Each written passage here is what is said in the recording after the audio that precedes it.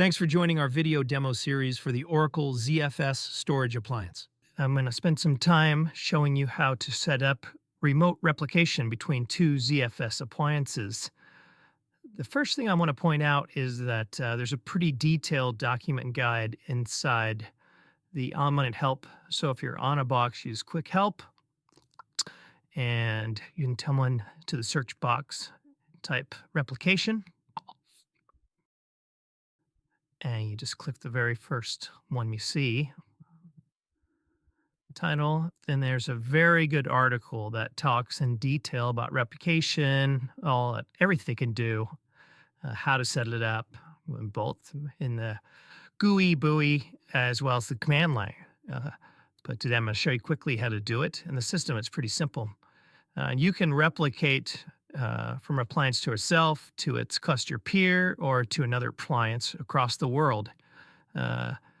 There's no limit on that. You can replicate from any to any.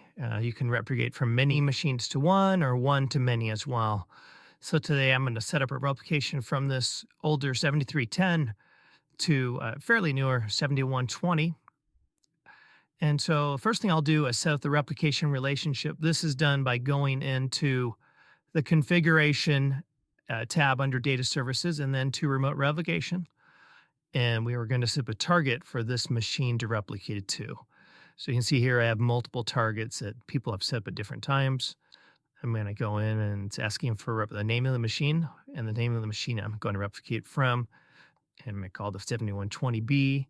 And you can put the host name or an IP address. I'm just going to use the IP address.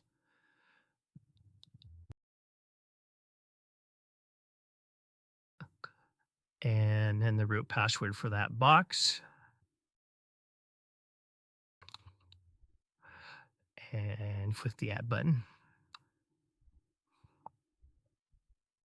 So now that target is set up. The next step we need to do is go to the shares and choose a project or share we want to replicate. And I'm going to choose a project, replicate the project level, which will replicate all the shares in the project. And there's one right here that's about 552 megabytes of space. So I will go into that project, called POC Review. I will click the Replication tab, and I can create an action. I'll click the plus on that, and then I choose which of the three targets I've set up on this machine, the 7120 we just created. If I have multiple pools on that machine, it will show me those. I only have one, so I'll pick pool one. I can limit the bandwidth if I desire. I can turn SSL off and on. I'll turn it off for now because there's no need for it. Including snapshots will include any snapshots that are on this file system or this project, this POC review project. So I'm going to include those. And then I can either choose a scheduled mode or continuous. I'm going to choose continuous to keep it up to date as quick as possible. Click add. And what you'll see is immediately it is starting the replication over to the machine. And what it does initially is it takes a snapshot of this file, of this project, PLC review. So if I go into snapshots, I'll see a brand new snapshot. Whenever you see a snapshot with this RR, that means it's a replication snapshot. So it took a snapshot, and now it's sending all 552 megabytes over to the other machine. So that'll take a minute or two for that to happen. And there, it's finished. Finished replicating PFC review. So that 550 megs has been sent over, so I can go over to the other machine. And the way we know it's over here, let's make this a little more viewable.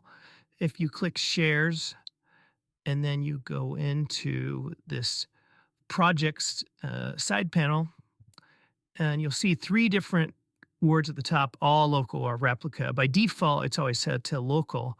I'm going to click replica, and it's going to show me all the projects that have been replicated from another machine. And then it shows you by the machine name and then the name of the project. So the one I just did was from this machine, OIC 70AM2, which is its actual host name in that POC review. So I can click on that.